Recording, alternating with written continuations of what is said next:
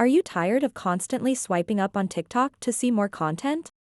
In this video, I'll show you a simple trick to enable auto scroll on TikTok, so you can sit back and enjoy TikToks without even lifting a finger.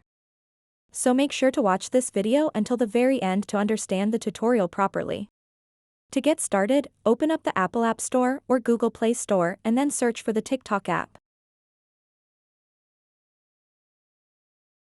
After that, make sure you are using the latest version of the TikTok app. If you have an update available, then go ahead and update your app. And then open it. So now what you want to do next is just tap and hold anywhere on the TikTok video. And it will show you these options. Simply tap on the auto scroll button over here. And now, once you watch this TikTok, the next posts will be shown automatically. You can now sit back, relax, and watch some TikTok without doing anything. So that wraps up this tutorial. If you have any questions about this whole process, please let me know in the comments section below.